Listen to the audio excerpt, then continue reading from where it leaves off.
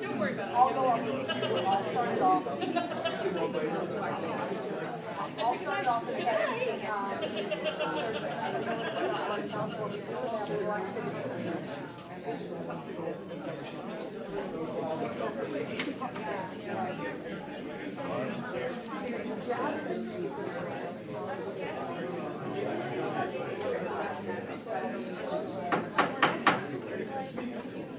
Call the meeting of the Montour Area School Board work session Tuesday, April 24th at 7 o'clock.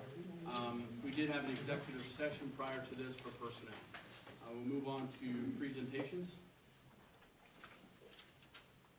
Our first presentation we are excited to bring to you is the What's So Cool About Manufacturing that we talked about last month with our student body.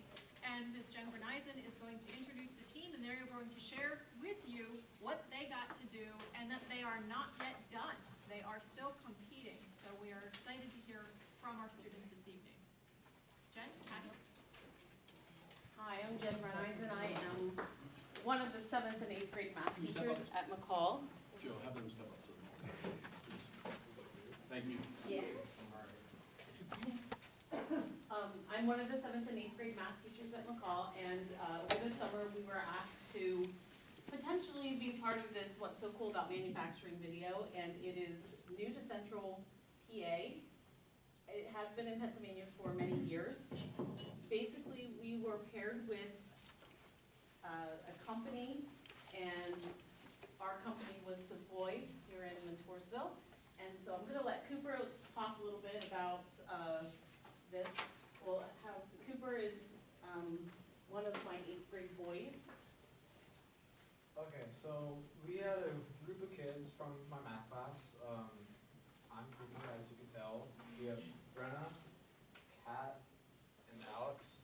And basically, we went to Savoy Manufacturing, which manufactures furniture for colleges, for their dorm rooms and such. And we got to skip out of a day of school and basically tour their facility and see what they do there.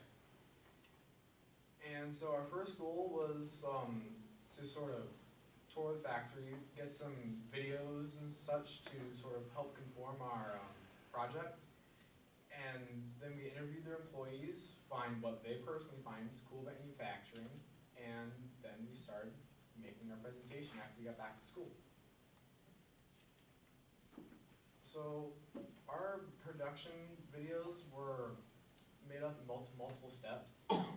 We had to submit our A-roll from mid-December to early March, and then after that we had to do a B-roll, which is we got some feedback from the people that are doing the event, and they gave us some helpful feedback and told us what we should help improve on, what we should change, and so forth. So then we made our B-roll and went through the process again. This time we added a little bit more, helped finalize it, and finally we made our final video.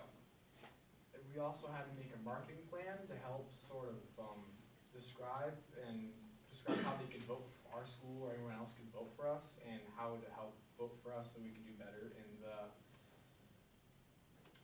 voting process. That's the word. And so we also got to make a couple of fun little posters that we could just put up around our school to sort of help encourage students to vote for us, which I thought was a lot of fun personally. And then we went to the award ceremony, which was March 27th, and we got our award right there for the best overall video. And so now we're going to go over to Harrisburg and compete for states. And that is all. We'll show them the video.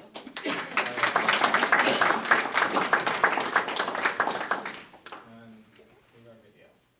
Hope you enjoy.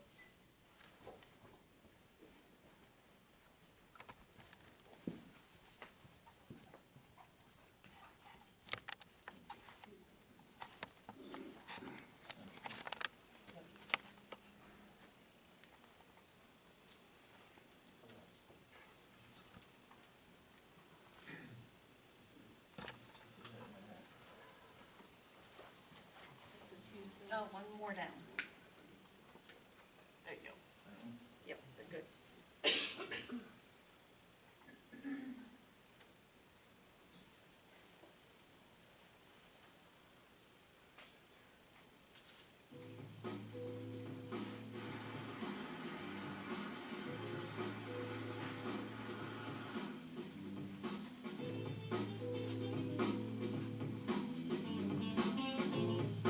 started on what we call the rough mill, with just a rough board or a 4x8 sheet of plywood. And as it goes through our facility, it's out the other end. It's a very rotating one. To use the word cool, that's what's cool about it. I get to see it all. My name's Jeremy Tenig. I am the supervisor of the assembly department. You ever seen all those small stuff that you everybody has in the garage? That big was this different on a really bigger scale. Okay? What they do is they take raw lumber. This actually has a scanner on it. What the operator does, they mark out where the defects are at the board, and the machine determines how to cut the board and get it fit. Got it, that's all. I run the Southco. The operator puts it in. What they'll do is it brings it back over the board. It goes back through and it takes it out the other side.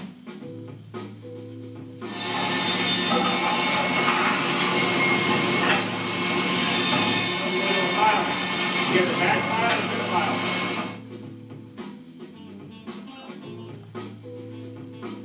I'm nicknamed as Buddy, machine operator.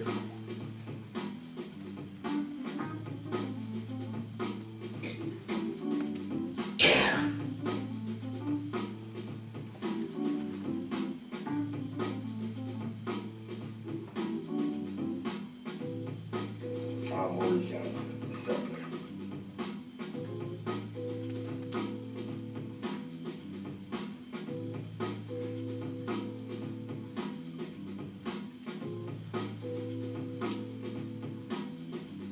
Conrad Bailey.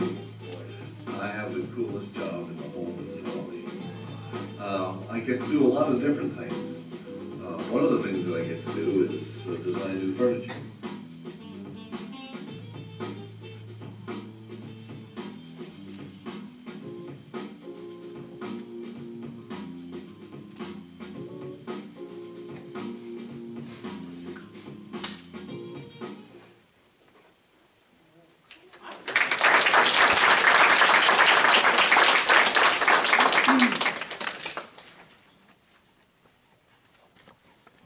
The team continues May the 2nd in Harrisburg, so we are going to ask them to come back after that and just tell us what the experience was like. So please schedule that on May the 8th if you have an opportunity, okay? Thank you very much.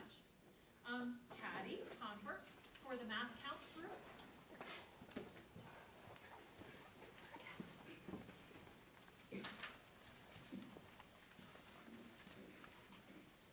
Hello, I'm Patty Comfort. I am a learning support and gifted support teacher at the middle school as well as the elementary schools.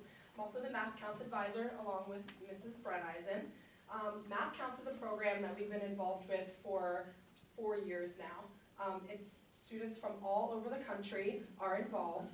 In our region, it still is pretty new. There's 5 schools that participate in our local competition.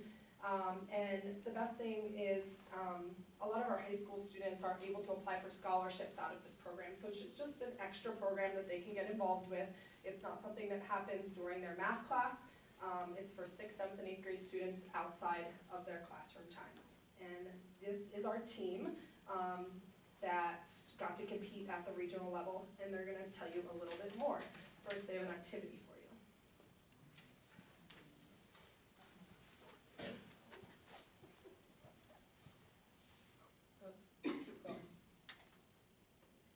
One more. There you go. So here's a sample question that we had to solve. If f of x equals x squared minus 3 and g of x equals 2x plus 1, what is f of g of 3? You have 1 minute. Go. Oh, you're asking us. I'll wait and see if the rest of you. I'm just happy I know what your shirt says, other than that. All right, you can put up the answer, Mr. G, and Dylan will explain quick. That's what I thought. Yeah, can you go back to the problem, please? So you start with the g of f, or the g of 3, so you replace 3 for x, so 2 times 3 is 6 plus 1 is 7, so g of x equals 7, so then f, you replace the 7 for the x, so then 7 squared is 49 minus 3 is 46. And you would be amazed at the speed that these students do that. They have 1 minute to solve it, no calculator, only paper, and they're getting these questions in any 3 to 10 seconds. So, and they'll tell you more about how they placed. We were very, very proud of our kids. Okay, hi. I'm Lainey, and I was on the McCall Math Counts team. You already knew that. Okay. So I'm going to talk about how we figure out who represents the school, and it's a process that takes a while, normally around like between a month and 6 weeks. So the entire school, and by the entire school I don't mean 5th grade, they don't count, we don't want them yet. So 6th, 7th, and 8th grade, they all take a test of around 15 questions, and based on those scores, we narrow it down to around 50, would you say? And then those are timed 6 questions, and from that, we're gonna narrow it down to the top 15, and when that happens, we get together, we do some math, we do some more math, and then we do more math. And okay, let's talk about some stories, mostly about me. But first, we're going to, in case any of you were wondering, I'm going to explain what our shirts say.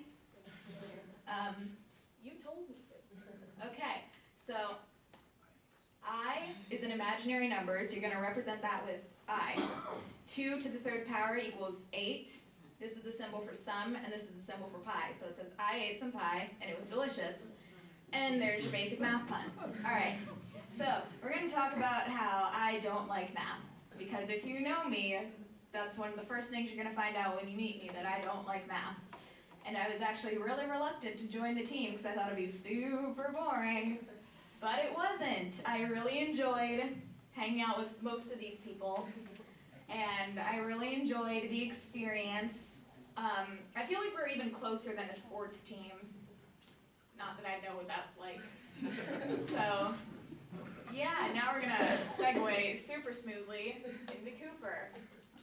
Alright, so we had a whole bunch of practices during school to help prepare us for our first regional or our only regional competition. And these were always held after school or during flex periods where we don't really have anything else to do because we're normally pretty good at completing homework most of the time. And so they give us sample questions, like some that you already did and some more that are probably up on the screen right now. And so after that, we get our top 10 students that are top 10 best mathletes in their school. And then after that, we take a test collectively as our top 10 and find our 4 strongest math students, which are the 4 of us right here. And then we went to our competition, and there were multiple different rounds of the competition that we had to go through. We had one round, which was just a huge test of like 60 questions about. And No calculators. Yeah, no calculators for that one. And it was time. Then after that, we got a small break, and then we had our second round, which was rounds of 2 questions, and with 4 sets of 2 questions, which were timed again. And then those who did really well on both of those tests got to go to the countdown round. And personally, I didn't make it to the countdown round, but it was for basically one-on-one. Question came up on the screen, 45 seconds. You have to click the buzzer and try to get points against your opponent. And Dylan got 3rd, correct? She got 3rd in our whole entire region. And the competition was really fun, and I personally liked it a lot because we got to make a couple friends because they didn't let us all sit in our own school. They split us up and have us converse and intertwine with other people. And so we made good friends with really cool kids who were actually a lot better than they seem. And so now, So, like you said, the top 10 of each school go down to the rounds that, and we hosted at Montoursville this year, and last year, I believe, as well. And normally there's only our school and one other school, so it's not a whole lot of competition. But this past year, we had about 5 schools, roughly 50 kids, so we had a lot more competition and it was a little bit tougher And then 4 of us, we had top 10. Our team in the team round took second, which was pretty good. We were very happy about that. And like he said, we made a lot of friends, and some of our friends also got into the countdown round. And I will go into a little bit more detail about the countdown round. So like you're seeing, the questions are up here. We have the top 10 kids. They start with the 10th place and 9th place of the individually placed students. And they go up and they are on stage, and they have pencils, papers, no calculators, and a question that pops up on the screen behind them. And they have like 45 seconds to answer correctly. They only get one answer, and they just have to tap in on a buzzer. And for the first 6 kids, they have to do best 2 out of 3, and then once you lose your round, then you're just kind of out. And if you advance, then you just keep going up, and you just make your way up into the places. And one of our friends from Williamsport actually made it several places from like 10th to 6th or so. She beat me. And so like Dylan got 3rd in that round. And speaking of Dylan, So because I got 3rd, I got to compete at states. The top 4 individuals plus the team get to compete at states. It was at the end of March in Harrisburg.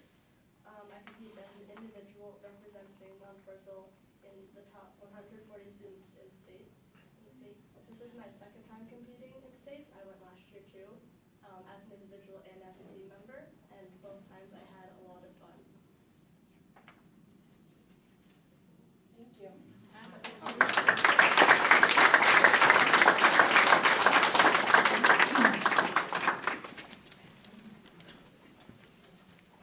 Mr. Mitch Hart, you are going to have the academic decathlon team come and present, correct? Yes. Great, we are so excited.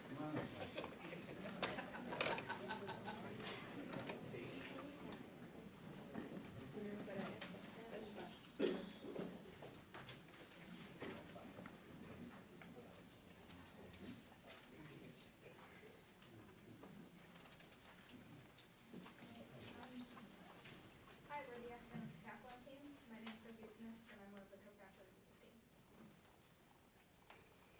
Hi, my name is Sierra France, and I am also one of the co-captains for this team, and I am a senior, and this is my 4th year on the team. I'm also a senior, but it's my pleasure to say. Hi, I'm Annie Watts. I am a senior, and this is my 3rd year on the team. Hi, my name is Alex Kramer. I'm a sophomore, and I've been on this team 2 years so far. Hi, my name is Rose Ellie. I'm a junior, and this is my 1st year on the team. Hi, my name is Emily Burton. I'm a freshman, and this is my 1st year on the team. Hi, my name is Adam Stewart, and this is my 4th year on the team. I'm a senior. I'm Melissa Klein. I'm a junior, and this is my 1st year on the team.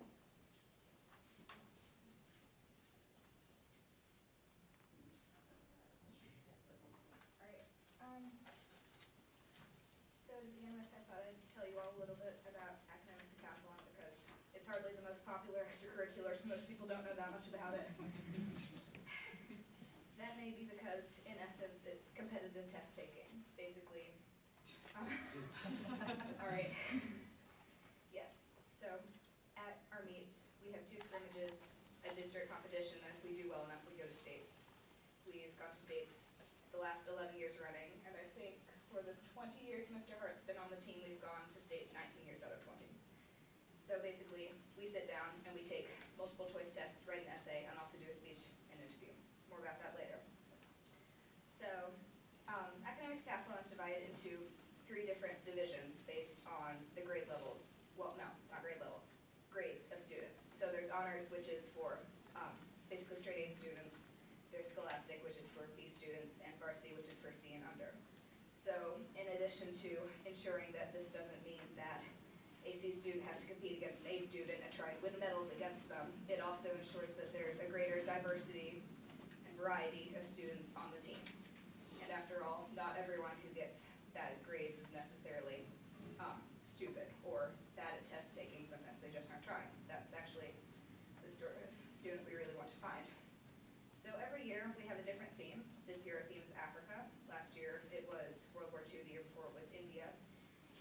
every year we're issued new materials based on those themes. And hence the name decathlon. We're divided into 10 different subjects. Could you pass up the papers? Doing that now. All right. Our 10 subjects are literature, art, music, social science, science, economics, math, essay, speech, and interview. And the materials have to do with the theme in each area. So we have, this year we had literature from Africa, art from Africa, the history of Africa. You may have noticed that there is a small line next to most of these subjects, and that's because, just to give you a bit of an idea of what the questions are like, we're going to ask you a sample question from each subject. Beginning with. Okay, the first question will be from the subject of music, and the question is, the presence of lyres in the Great Lakes Kingdom of East Africa suggests early music contact with what culture? A, Kingdom of Mauritania, B, Ancient Egypt, C, Sultanate of Sennar, D, Kingdom of Tankish, or E, Mali Empire. Go ahead, Mom.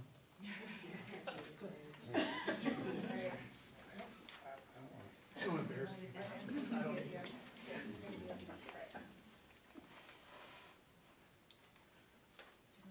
Our next question is from economics. What's the answer?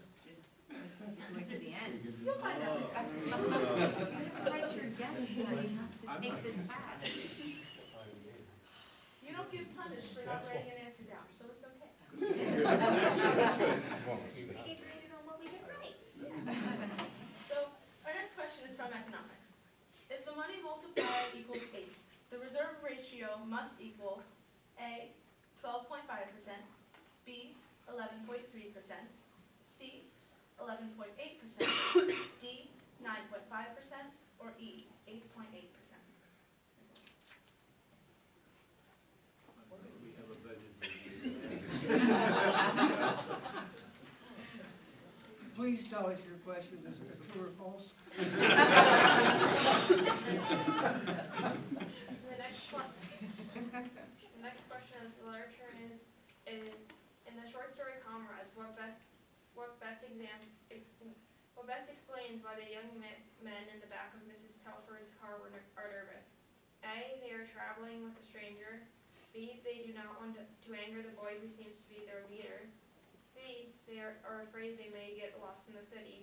D, they are afraid they could be arrested for violating apartheid policy. Or E, they are afraid that they could be kidnapped.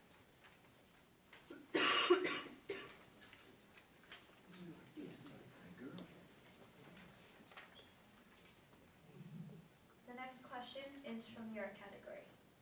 Kente cloth was developed by which cultural group? A, Yoruba of Nigeria, B, Yoruba people of Zaire, C, Cameroon grasslands culture, D, Asante people of Ghana, E, Chokwe people of Angola.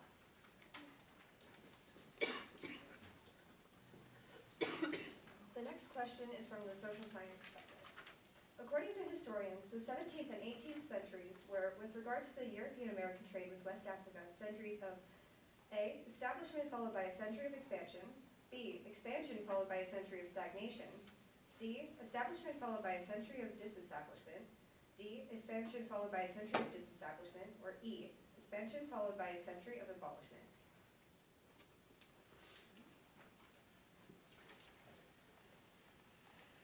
The next question is from mathematics.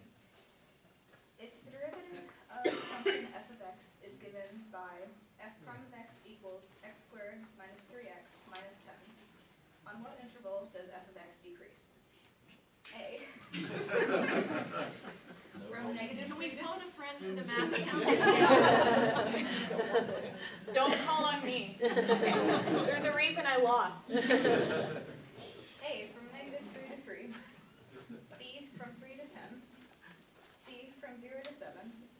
D, from negative 5 to 2. Or E, from negative 2 to 5.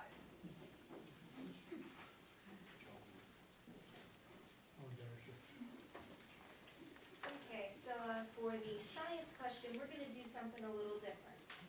I have a Velcro board over there And we're going to ask you to take these 6 stages of infection and put them in order. So, who would like to try?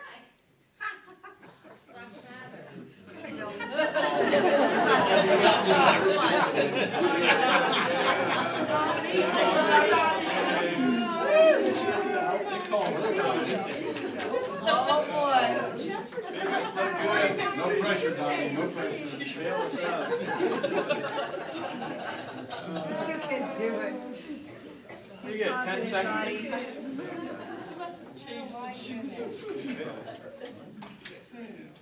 Well, first you have to contact infection, right? Who knows? No pressure. Then it has to adhere. And it has to penetrate. Not that I've ever heard of these stages of infection. And, well, here you have a local infection. Maybe, I don't know. Proliferate, adaptive immune response would try to, hopefully, maybe you'll have a local infection, and the immune response will fix it, but if it doesn't, it'll proliferate. That's my guess.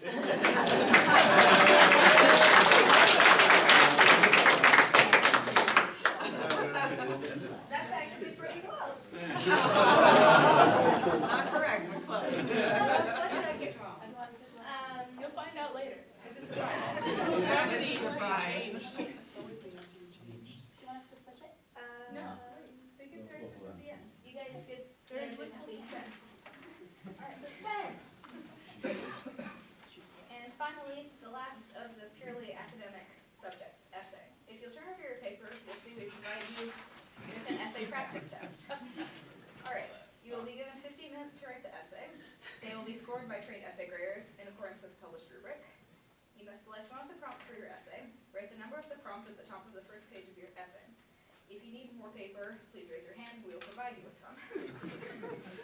Maintain legible handwriting, and please be sure to follow the accepted rules of standard English sentence structure, usage, spelling, punctuation, and to use appropriate diction and style. Allow yourself time to read your essay. You have 50 minutes.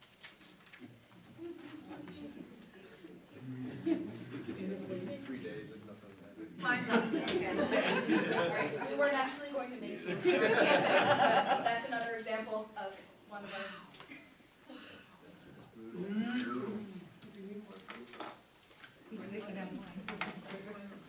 Alright, so those were the first 8 mostly academic subjects. I'm going to talk to you about speech and interview. So every student's worst nightmare is going up in front of a group of total strangers and talking. So first we have speeches, which is you bring first a prepared speech, which is a topic you bring forth to the judges, and it has to be 3.5 to 4 minutes long. The second, always our favorite, is the impromptu speech, where the judges give you a list of topics and you have to choose one. They are completely random and don't always have to go along with the specific topic of that year. And they have to be a minute and a half to 2 minutes long. And you only have a minute to prepare after looking at the topics. So we also practice these a lot at the after-school practices and oftentimes in the hallway right before our meets. So 3 examples of an impromptu speech topic could be, if you had to describe yourself as a color, what color would it be and why? 2, if you had $1 million and you could go anywhere in the world, where would you go and what would you spend your money on? And 3, if you were a dinosaur salesman, what type of dinosaurs would you sell and why? Now, there's also the interviews. And a major part of the interview is professional dress. And as you can see from our team, we all have to do this, and we all do it fairly well. So we also practice with, we call in some old teachers and old decathlon coaches to come in and judge us as we give our interviews. And we're given tips, and generally these interviews are 10 minutes long. And also we get a lot of questions from people like, where do you want to go to school, and it actually opens the door to where do I want to go to school, and it actually opens up the future and prepares us for future needs.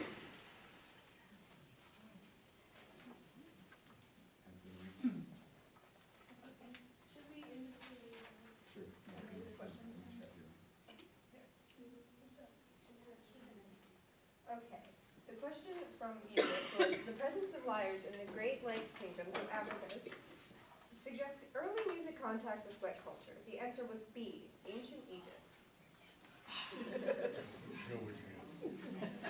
That's what I asked. Our economics question. The question was, if the money multiplier equals 8, the reserve ratio must equal, and the answer was A, 12.5%. I know Brandy and Christina got that one. I did not.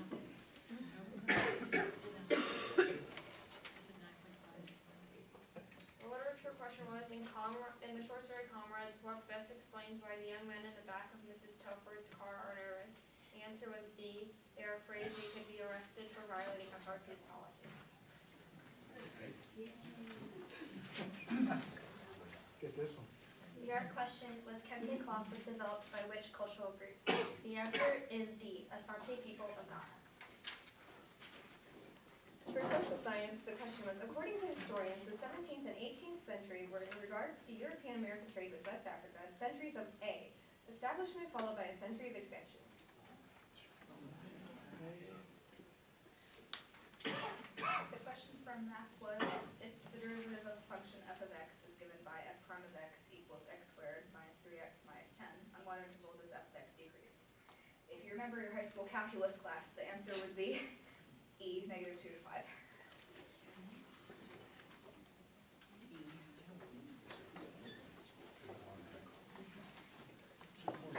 Okay, so for your little science challenge, the answer is as follows.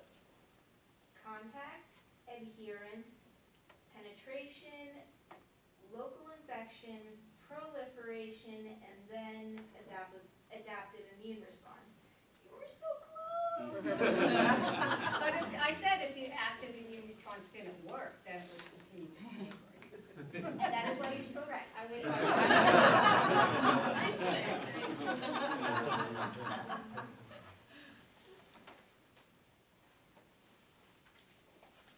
So I'm curious, how did you guys do?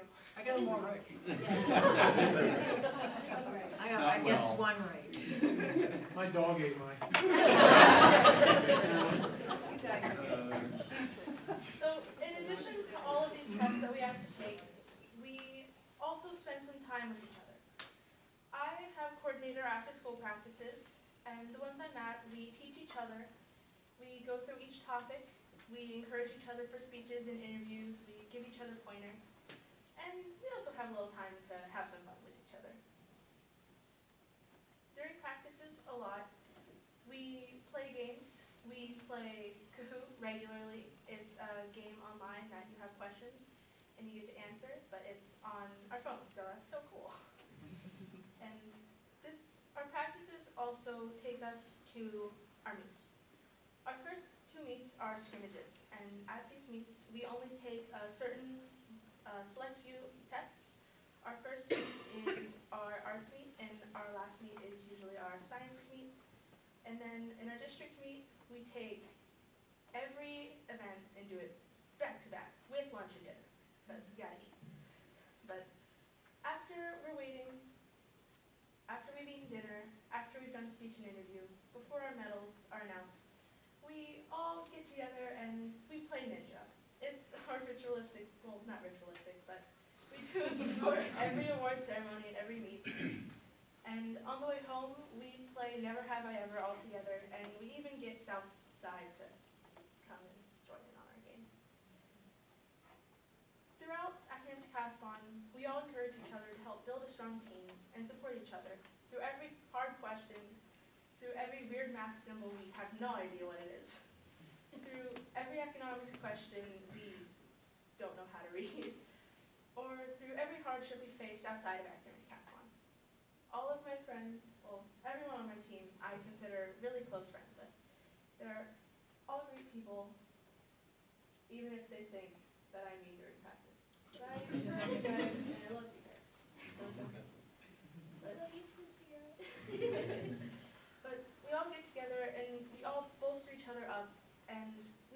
Team Hallidus, and I owe everything, every medal I've got and every question that I've gotten right to all of them. Thank you guys.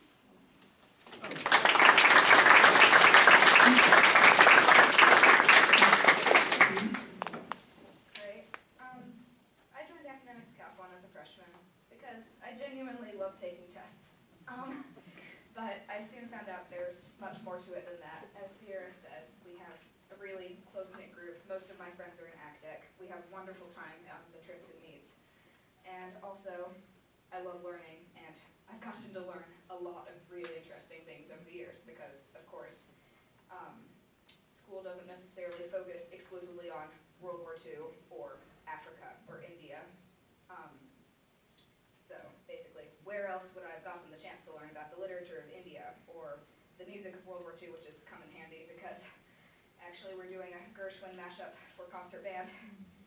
And also, I've learned a lot of really valuable skills because, as we said, one of our subjects is interview. So now I have a pretty good idea of what a job interview would be like. And I practiced it in a non-pressure setting. Well, reasonably non-pressure. There's plenty of pressure at the time. And also, I've really developed my public speaking skills. If you told me in 9th grade that I would be talking in front of the school board and a group of strangers, I probably would have told you you were completely out of your mind. And also, I've discovered that I really like teaching because, as Sierra said, in after-school practices, we teach each other things and, well, from the material. And I've discovered I really like to do that. So, Academic Decathlon has been a really great experience for me. And yes, I hope it continues in the years that, and yeah, after I've graduated, to be a really great, oh my gosh, all right, to be really great for other students.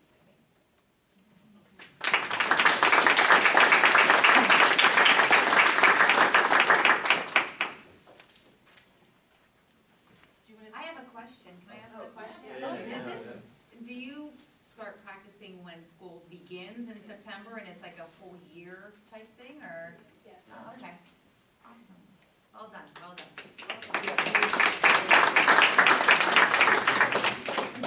We do have some certificates that we would like to pass out.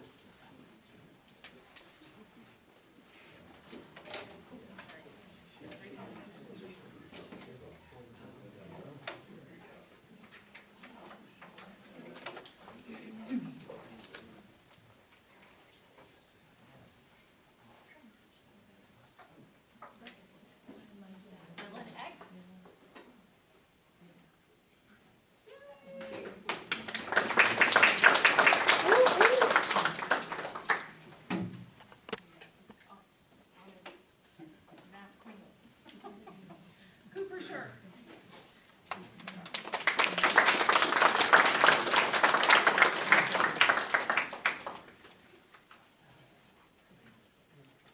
Thank you so much. Lady Messina.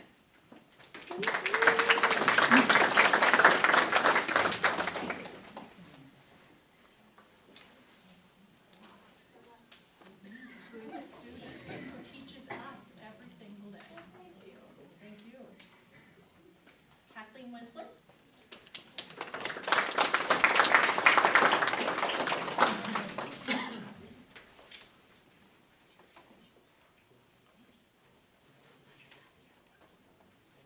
Sierra Franz.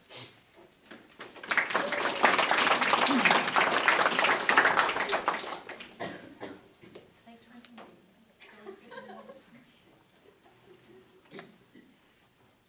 Sophie Smith.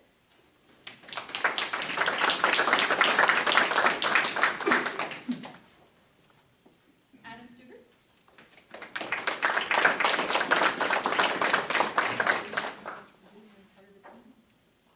Annie Watts.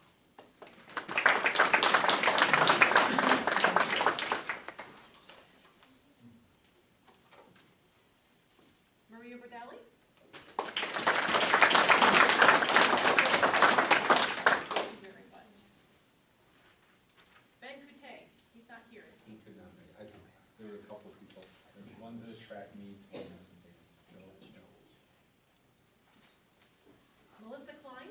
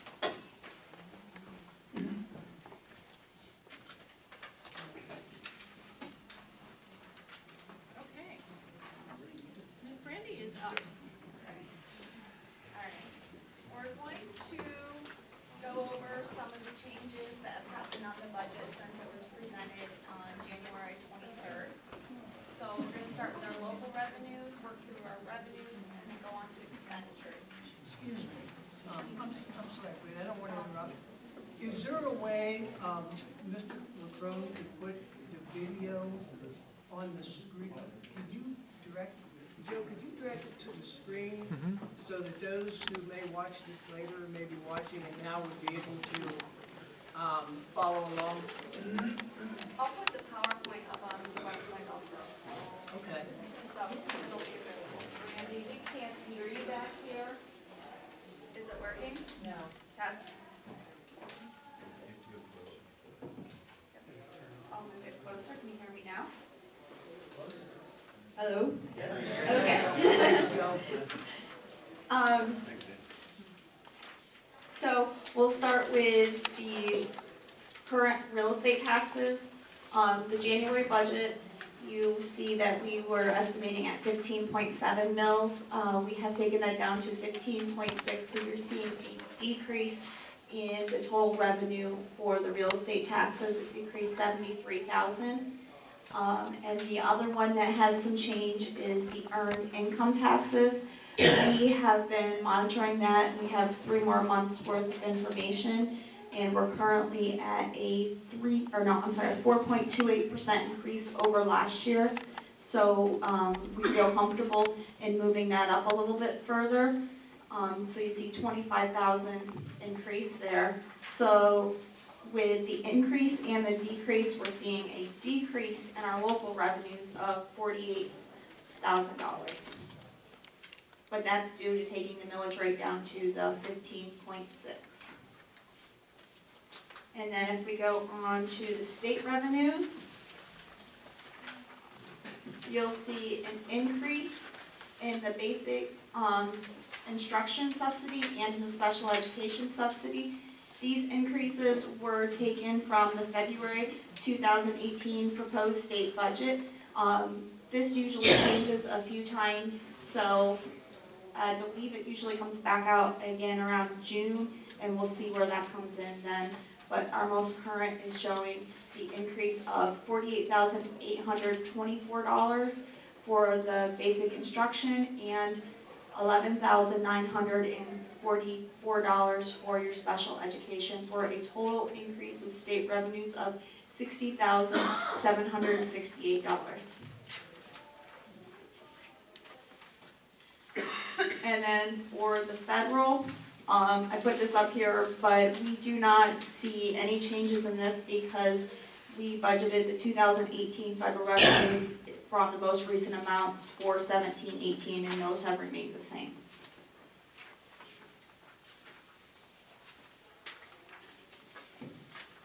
And then if we go to expenditures, wages remain the same. We have remained, all staff is still currently budgeted. No changes there. Okay, it's still on. It just keeps going different.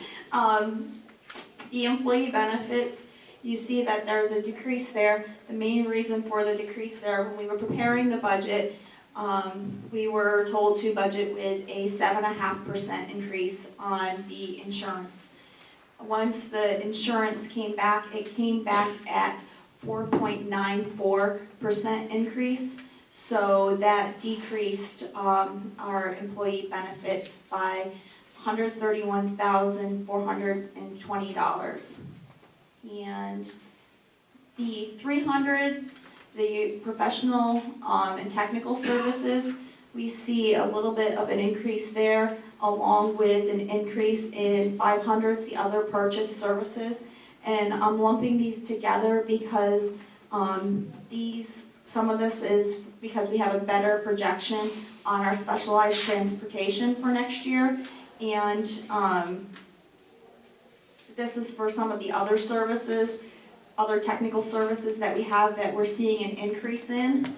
And I think we will begin to see even a little bit more of an increase next year, so we added those into the budget. For the 600s, you're going to see a decrease of $130,000.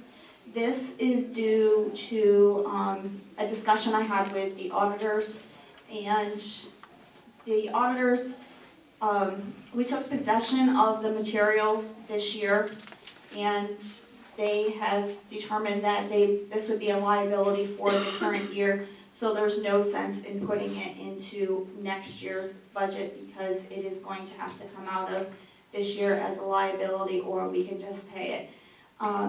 So we have decided to take that out of next year's budget. And then our other change is for the other objects in the 800s. This is for the purchase of the All Access Pass through PSBA. So with this pass, we can get training, free training for all of our board members and our administration, and it provides different trainings that the board can go to throughout the whole year. So if we look at the totals, on January 23rd, we presented a budget at 15.7 mils. The total revenue for that budget was $29,088,080. The total expenditures was $29,364,636, which gave us a deficit of $276,556. The budget that we have working on currently right now is at 15.6 mils. The revenue is at $100,848, and the total expenditures is $28,151,721, which has a deficit of $50,873. But that is also with reducing the millage rate. As you can see, our revenues increased just slightly, and we were able to reduce some of our expenditures, so we do have less that we are in a deficit. Dr. Berry, I think, is going to go over some of the stuff that the committee's been working on.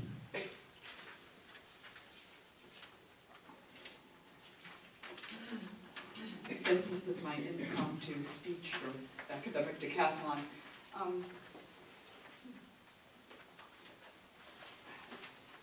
I wanted to start just by thanking all the students who presented here this evening, and it kind of goes in with where I wanted to start anyways, with Mr. Logan, Mr. Albert said at a recent meeting, you know, it's time to move forward, it's time to put a lot of this behind us.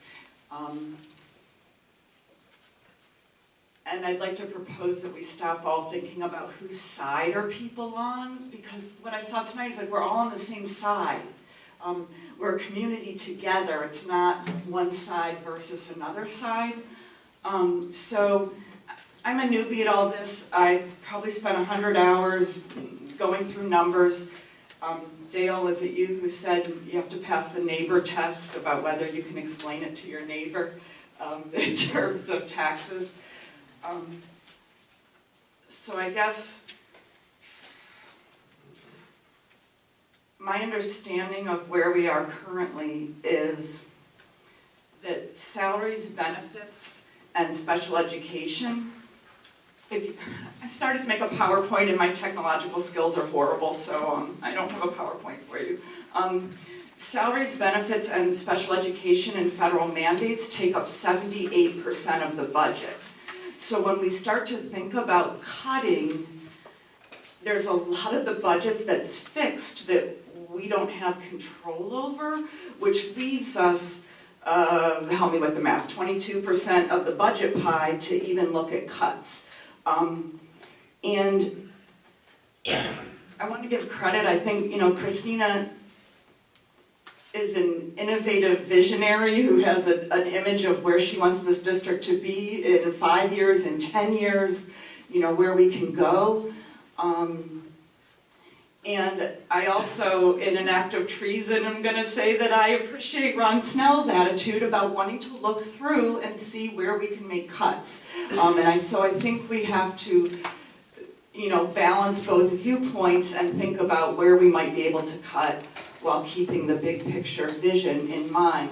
And I wanted to thank Carrie and John and Mr. Tressler because at the ribbon cutting ceremony, there was just one moment that captured the whole thing for me besides Dan's presentation with the students, and that was Dottie and I were in Mr. Tressler's room. He was all animated about, these science initiatives, and Carrie and John were in the back asking, was it Samantha, about her research, and that just solidified it for me that we're all on the same team, we all want the same things, we might disagree about how to get there, but I thought Carrie raised a bunch of good questions about per pupil costs and everything. So I guess how I would explain it to my neighbor is that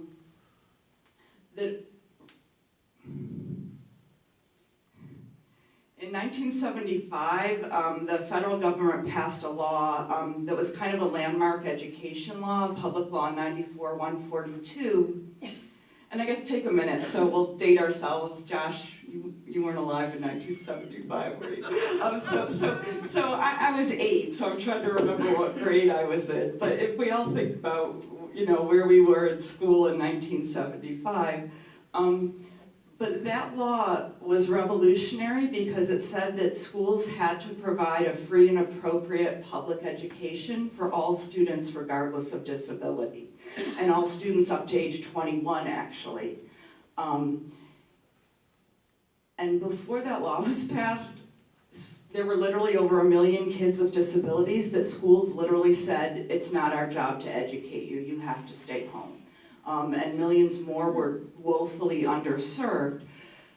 So I hope that none of us would question that this law is the right thing to do. It's a good law. The problem has been that the federal government was initially supposed to fund at least 40% of the cost of implementing that law, and they have not. So the states and the local taxpayers are left to make up what the federal government has not carried through on their promise to fund this special education law that basically prevents discrimination and exclusion for all our students with disabilities. And so how I understand from my meetings with Christina and Brandy and the budget committee are that the cost of implementing that law has increased $300,000 in the last year. And partly because of increased numbers of students with disabilities and also increased severity of disabilities. But that's a federal mandate, and as good stewards of our children, we need to do that, but yet it does create the potential for tax increases to fund those services for those students. So I think that's the reality, and if we want to petition Betsy DeVos and Congress about the federal government picking up their share of implementing that law, we could all do so. But I've heard, Mr. Snell's FBLA comment really got a lot of us thinking about where we might be able to cut. So I'll share my ideas, and then I'm sure other people have ideas, and the community has ideas. And it's hard not to get discouraged here, I guess, because if I did the math right, or if I got Christina's math right. Christina, did you say, so we have to basically cut almost $80,000 to reduce taxes by 0.1 mils? Is that correct? Yes. So again, we kind of have this small piece of the pie to work with, and then to reduce taxes by 0.1 mils, we have to find $80,000 to cut. some places that seemed reasonable to me are, so my kids have been in sports, oh my gosh, I'm gonna get in trouble. But the sports participation fee, I found out, has been $20 for the last 8 years, right? So I'm like, okay, if I paid $20 5 years ago and my daughter who's in college now, could we bump up the sports participation fee to increase revenues? So I think Christina and Brandy ran the numbers, and if we went from 20 to 35, that would increase revenues by about $4,000. So it feels like a drop in the bucket, but we are do we want to shift some of the costs to the people whose children are directly benefiting, I guess. Even if, again, do you look at it as a drop in the bucket, or do you say for the community's for our relationship, do we need to look for these places even if the amounts are small? The issue was also raised that if we increased adult admission to all athletic events by $1, leaving the student cost the same and the senior citizen cost the same, that would increase $10,000 in revenue. Now personally, I'd rather put the cost on the parents whose children are directly benefiting from the sports than the community. But then you have, raising it for the parents is $4,000, bump it up by $1 is $10,000, maybe you do both and you get $14,000. So that was the one that kind of immediately came to my mind. I asked about coaching stipends, shaving there, but I was told that PIAA provides guidelines for coaching stipends. So I guess I understand that Dan, did you say Christine has already cut, was it $13,000 from his budget for student, and look at these kids. So I guess those were my thoughts. The budget committee, remind me if I'm forgetting anything we discussed, but kind of at the most we could come up with a net increase of maybe $15,000 in revenues. So that's my thinking for now. I'm open to hearing other people's opinions. I don't know if anyone else on the budget committee wants to chip in or. Do you want to review anything that we did discuss cutting? In terms of the maintenance? No, in terms of the things that were other items that were federal mandates that we felt we needed to keep with Title I, Title II, Title IV. Do you want to talk about any of those? That email where we can cut these things and save 55 cents per household? Yes. I'm not sure where the board would wish to go. And I guess I'll defer to other people, but when, okay.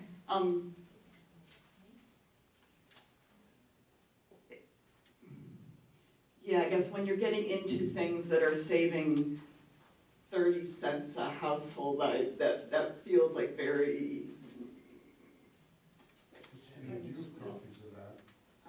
What she's talking, this? The email that you gave us. I do. I have my copy for it. Could we get some copies on off of that, please?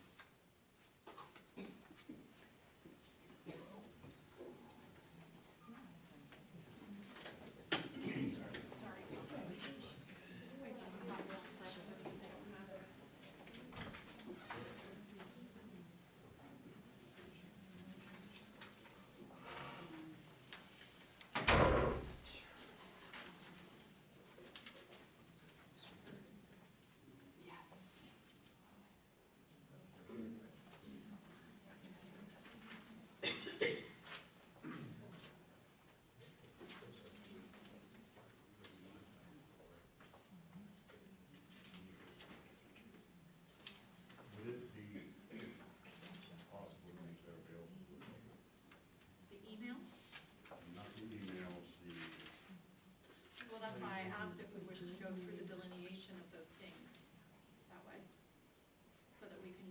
touch on them so that they understand what it was that was considered. Right. Right.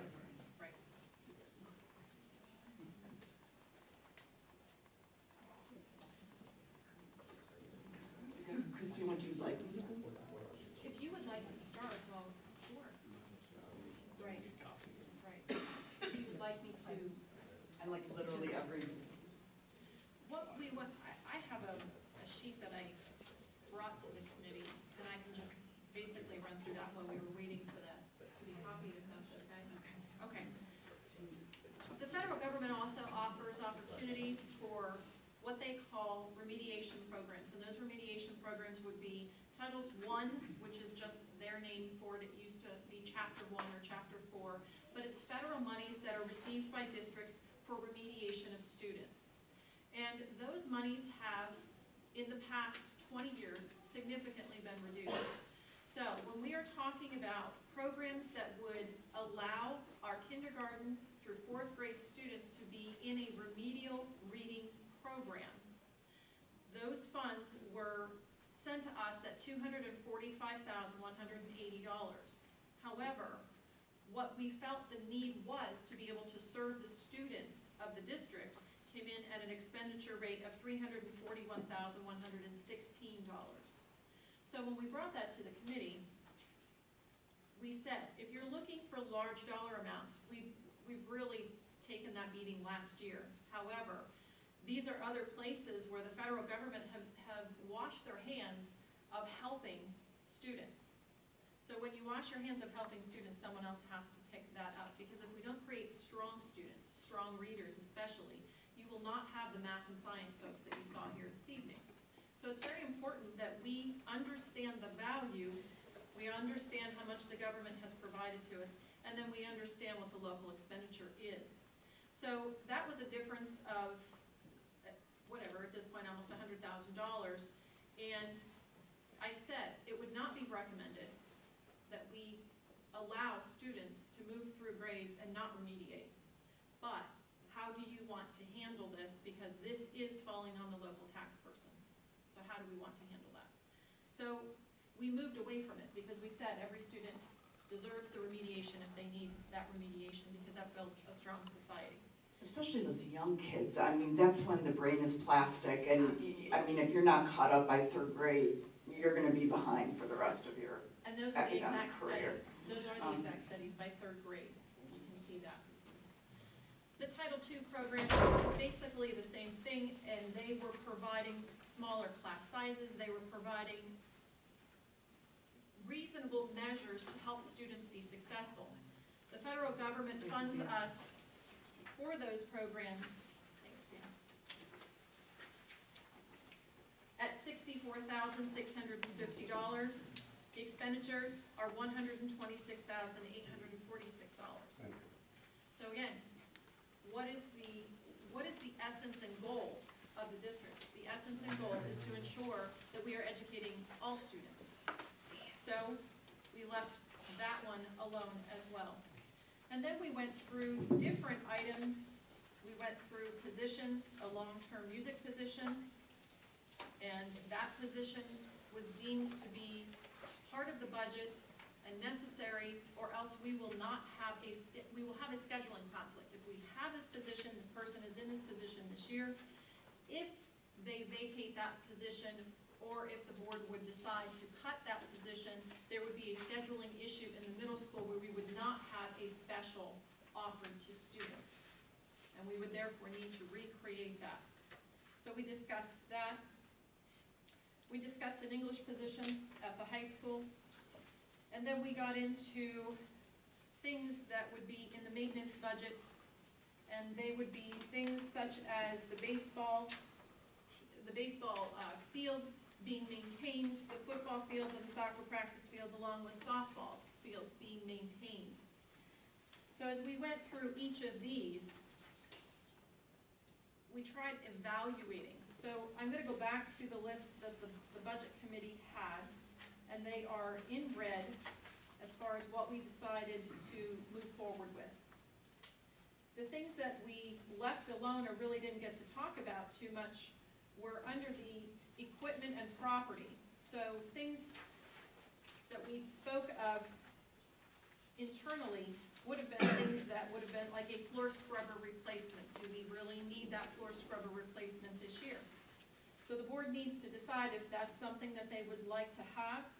What it means is it would be 0.022 of a mil, and it would be saving $2.64 annually on the average household. But I think that we also have to understand the floor scrubber that we are replacing is 15 years old. We cannot get parts for it any longer, and it was taken out of several budgets. Joe is also down 5 people because we cut him 5 people last year. So, the board has some decisions to make on items such as that. There was a floor scrubber that we discussed, a turf lawn vacuum, a truck lift, and a fog machine for cleaning the weight room. The fog machine for cleaning the weight room is a sanitary issue that we were made aware of during the wrestling season, and during the wrestling season we had several outbreaks of ringworm, and that is an issue because if we are not maintaining those mats, then our students are at a rate of infection, and we saw the steps of 1 through 6 of what the infection rates are. So that would be $8,500 or 0.01% of a mil, saving a household $1.25. So, if there are other cuts that we can discuss tonight, please let's have that conversation. And we can do the calculations for you, we can see and share what that would mean for each and every household that way. So do we not have a fog machine currently? Is this something that would be new? There's one fog machine in the middle school, not in the high school. So is there any way for a year that we could share that? We've been doing that. Oh, okay. Again, with the 5 less people, it's more difficult to be shifting. But for a year, you know. The board says just- that's what they want, then that's what we would do. Is that 900 other uses of funds, is that debt service? Yes. Or 4 million on debt service? Before I say anything, I just want to remind everybody that no matter what savings we can do, every little bit helps. Little savings add up to big savings. I sent out an email to all board members, Christine and Brandy, with questions on it, possibly to look at. Joe, I am gonna ask you this, Joe. I realize that you've sacrificed a lot in your department. I know that the vehicles we have go out for service. I'm questioning the truck lift and what you would need a truck lift for when the vehicles go out to get service. They don't go out for service anymore. I hired a mechanic with his, he's have all of his testing, all of his degrees. I hired him for a reason, so we can have a mechanic now. So we do not, we used to go to Beavers and take everything there. We no longer use them. So everything you ever saw in my budget for anything automotive is gone. The only thing we have to do is inspections.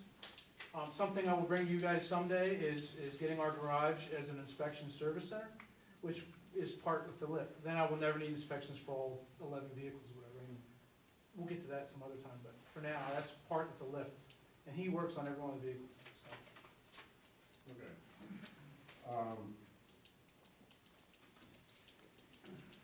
I also had a question to Paul Machine as Jen,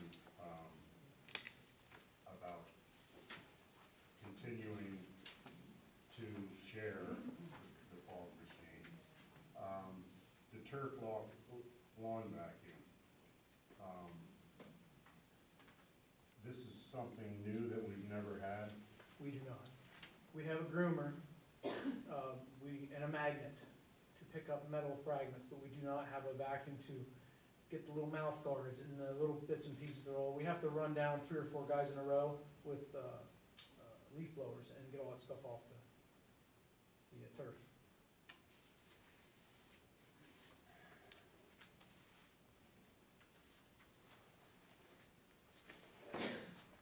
Let's, and anytime somebody wants to jump in, if I'm speaking too long, I'll hesitate for a while somebody jumps in, but, let's move on to sports. Gate receipts, just for football is $31,786.34. That $10,000 by raising the admission fee by $1 doesn't sound like a lot, but it's $10,000 that we're saving. And $1, according to Mr. Taramino, brings it up to what other school districts are charging. So, in my opinion, and it's my opinion, I'm only one vote, but I feel that $1 raising the admission fee for adult admission, not seniors and not students. The activity participation fee, I feel that 20 years at $20. What's that? 8 years. Or 8 years, even 8 years at $20. Dan, do you know what other schools are? It varies. It's some charge per season, per school. It really varies. And that was my next point. We charge one fee for no matter how many sports. Maybe 1 or 3. It's possible that we could have keep it the same, but have a participation fee for each sport.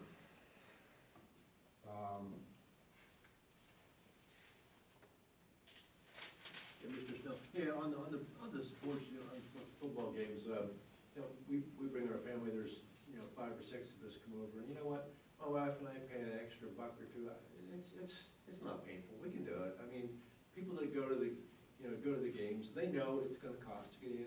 You're going to eat junk food. You always do, and it's part of the recreation and entertainment we do. So I agree. I think there's room to move that up. I agree. Another thing I asked for was the average cost that the district pays for lodging when teachers go to a conference or teachers and students go to an event. I want to commend some people, some of our teachers, because asking for that information, I also got added information that there is costs that they've waived. So I think as a board, we need to thank Linda Keyser, Krista Dahlbaugh, Karen Avery, April Gavitt, Jacqueline Gilbert, Danielle Logue, Carissa Jones, Kelly Imbro, and J.C. Kiefer and staff, because they've waived food costs at different times. They've waived hotel costs at different times. So I personally want to thank them.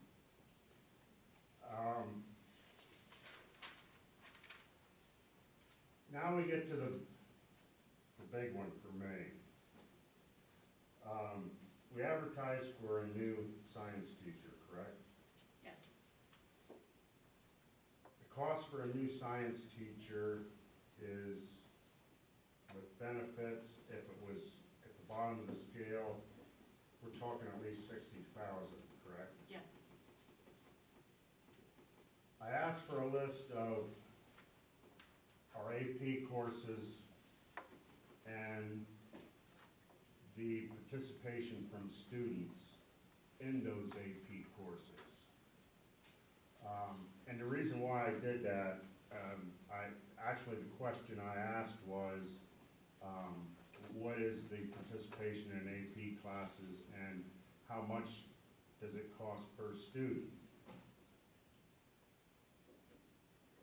The answer I got was it doesn't cost anything per student, because if those teachers weren't teaching AP courses, they'd be doing study hall. I disagree with that.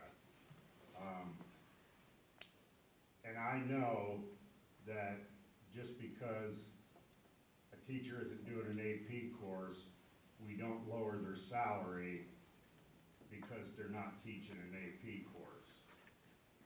But we have, and not, AP courses benefit the students, but they also benefit those students' parents, because it makes their college tuition a little bit easier to swallow by getting them college credits.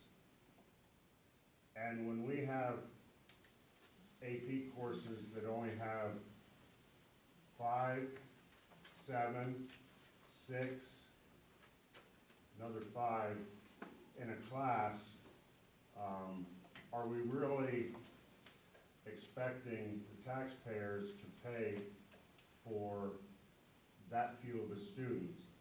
And if we didn't have a deficit, I wouldn't even care that, I wouldn't care if there was one student in that class, as long as that student was learning.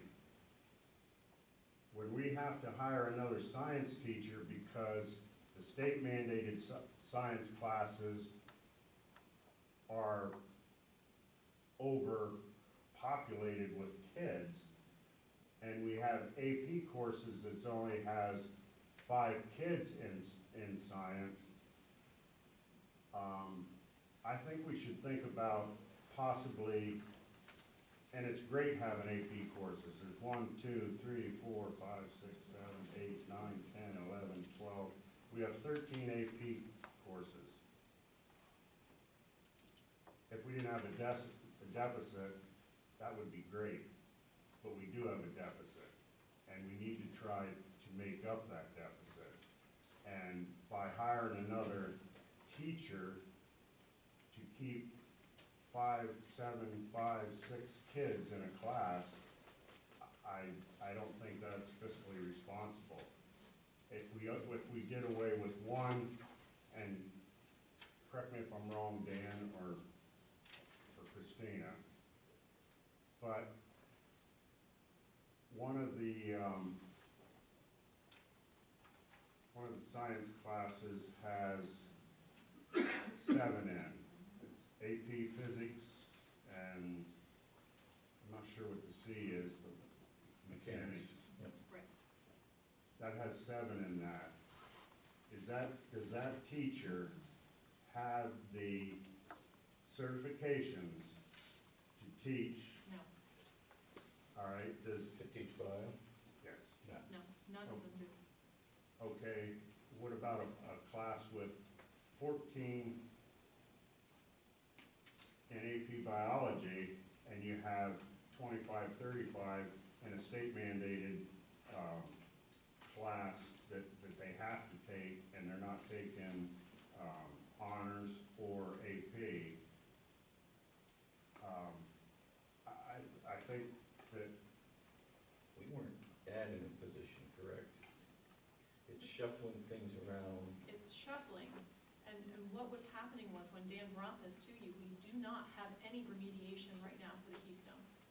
So the maximum courses that someone is teaching that he shared with you on those yellow sheets in the science department there.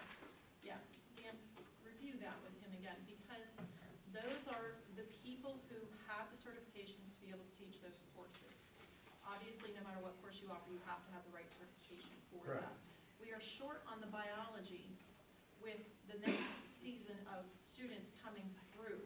Now, you have large classes coming up. 169 is your senior class, 126 was a very low class, it's a junior class, 173 was your next sophomore class, and then it continued, let me just see, because I did break grade goes back up to 172. So where you have the 172 and down to 5th grade, you still have 173. You have additional sections of regular biology, honors biology for 9th grade that we have no one in a schedule to be able to put those things. So the bio position is a position based on your class sizes to be able to fill the sections that you need. So an AP, one AP in a bio cert area, you may be able to take those 14 students and push them out through the other sections, but you're not going to be able to accommodate anything for remediation for those students at all. So if we have students coming in taking that Keystone test, they have nowhere to go if they fail it. There's no additional course, and that's what Dan was trying to explain to us in his presentation when he came in, because it is a requirement that we have to pass the state's Keystone exam, and if we don't have any remediation, how do we expect them to do that, especially if they've moved on from that biology class? So there's that piece, and there's the section piece based on the class enrollments that way. And that's why I asked about the certifications. Right. I mean, it concerns me that we're not, and I hate to say we are getting our money's worth out of teachers. I don't wanna say that. I wanna say that are we being fiscally responsible having a class with only 5 kids in if we can move, And I shuffle understand, things because around. what you're looking at is just maximizing the class structures. And you're also going to have to realize too, that there will be some smaller classes just by forfeit of scheduling design sometimes that way. Oh, Not all the sure. time, not all the time, but you will have some of that as well. But if we had the certifications, Ron, I would have already brought that to you and the board and said, look at shuffling these like we did last year. Well, and here's the thing, if the last 3 months, if the information would have been shared, it was, I mean, I wouldn't even had to bring that up. But the information. But you asked for it and I hasn't gave it to you. been. Oh, yes, Okay, yes, after I okay. asked for it, but Okay.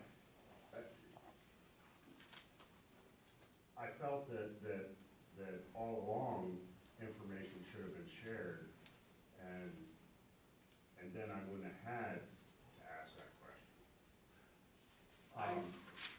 Sorry, go ahead. No, go ahead. I don't feel comfortable with any of my input when it comes to this. When we have Dan and Christina, who this is what they do. And I don't, I can appreciate, Ron, you studying this and all that, but I don't feel comfortable even delving into it. You see, Bob, I feel comfortable asking questions to learn,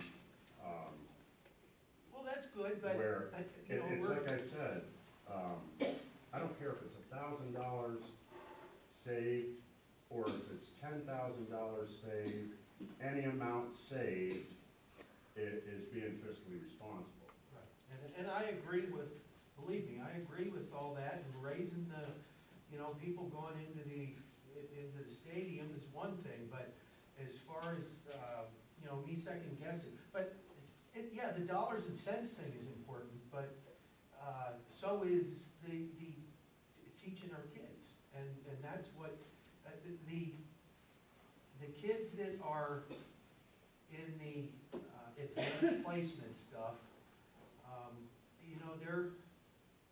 maybe they are getting treated a little bit better than, but they have more to absorb. They No. can absorb more. No, I didn't say they were getting treated better. I said that they Well, get that's college students. credits. Actually, they don't get treated better, but they're, let's face it, one-on-one Well, is it's- better than yeah. 1-on-20 Right. or 1-on-30. I would like to, this 12th grade Can I here. clarify just one thing on that statement that you may have run there? The statement of they get college credits, I want to quantify the statement with that. The student has to test. Correct. And the test goes 1 to 5. If they get a 3, they may not get college credit. credits for that. But what they have gained is the understanding and the rigor of a national curriculum. Oh, and I Right. realize that. And sometimes you can get a 4 and still not get college credit. It's some colleges who demand that 5. And those are excruciating tests. I've been through them with my children and watched what happens. And you could beat the average and your university still isn't accepting it. So what we're providing them is a foundation, a very solid foundation, even if you didn't get the grade that your university wanted, so that when you step into that class at your university, you are well prepared. And that is what I hear from our students when they come back and they talk. They tell us, we were well prepared through these classes. That makes me feel very proud, and that we have done what we've needed to do with those students by giving them a 5, a 7, a 10 per class. I don't know, we failed miserably on the tests that we were given tonight. And there's only, 12 of us. Well, I don't know about So- you, but I never was taught that stuff. But you could have self-taught it, and that's some of what I think is being advocated, is self-taught. Well, sure, I could have self-taught it if I knew the subject was gonna Sure. be Africa. Sure. I could, just let me, AP Physics, for example, that's one that I think is at 7, right now. There'll be about 5 kids that take a calc class this summer, we'll get that up to 12, roughly. We cut. He really has, what I would do, looking at classes of 27 on average in honors physics, I would create another honors physics section there. So it's not that you're going to save by cutting that AP class. He'd pick up another section of honors physics so we could reduce class size, so we're not running 27 in an honors physics class. So that's the example there. AP Bio, yeah, we could cut it, it's at what, 14 you had? We could cut that and fit a remedial section in, 14? So we could cut it 24 this year. and put a remedial section in, but that remedial section would have 48 kids in it, based on estimates from the past on the performance of the Keystone exam. Or I would create another bio section there to take the bio numbers where our labs fit. The lab is designed for 24, I would create another section to get those 26 numbers down. So it wouldn't necessarily, you can eliminate them, but it's not going to save you anything by eliminating it. It's gonna reduce class size. You might be able to pick up a remedial section. And I think that by eliminating AP courses, we're decreasing our education that we're offering our students. And that's not what we're You're here to eliminating educate a our rigorous curriculum. Yes. There's no sense then to offer honors bio. You could get into that conversation then, because honors bio is our pre-AP. So you start checking those off and digging them out of the curriculum, you're really watering down what we're doing. And then we're not serving a portion of our population. And frankly, it's our identity. We are known as an AP school. And as I presented, numbers are down next year. I got an email from College Board asking what's up. So, and I'm asking those same questions. It's partly it's personnel and retirements. When you lose a Mr. Buckle, you're losing some draw there in an AP class. So, not everybody is easily replaceable. You can replace them with somebody, but I think that's some of the pain you're seeing right now is retirements and kids just being reluctant to sign up. And the replacements aren't bad. Look, They're I good can speak to teachers. the idea of cost savings for parents with kids in college and in AP courses and that.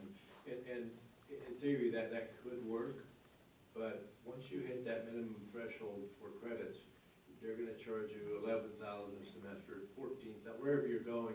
And you could take 18, 21 credits, you're gonna get charged, the 11 to 12, 14 to 18,000. My daughter's, once she hits that threshold of full-time of 12 credits or whatever it is, she can take 3, 6 more credits, it's still the same 11,900, whatever it is. So it can save the rare student. Another young man who, grade AP student here in Montoursville, and He's in a 3+2 program with Bloom and Penn State, and you know, he had some good AP scores, but it's not really helping him in his curriculum at all. In terms of cost savings, in terms of preparing him, oh yeah, he's tutoring other kids at the college level because he's such a smart kid. I only ever knew of one kid who had enough credits to actually finish college one semester early. And that's when you could cash in. But she had so many credits through AP, dual enrollments, that she was able to cash in that regard. So it's good to prepare them, but I don't know about a cost savings. Well, I'll be honest with you. I knew bringing this up that people gonna wanna take me out behind the woodshed. No, that's okay. We're doing pretty well so far. But here's the thing. It's a good conversation. But here's the thing. We've had 4 months In the ag lab. of dealing with the budget, and this is the first time that we're talking. And it should have been happening for 4 months. And that's why it was time for me to take a bullet and ask questions. Now, we didn't have a meeting last month because Brandy was away. We would have had one of these work sessions last month. Brandy's allowed to take vacation, so that's why Oh, absolutely.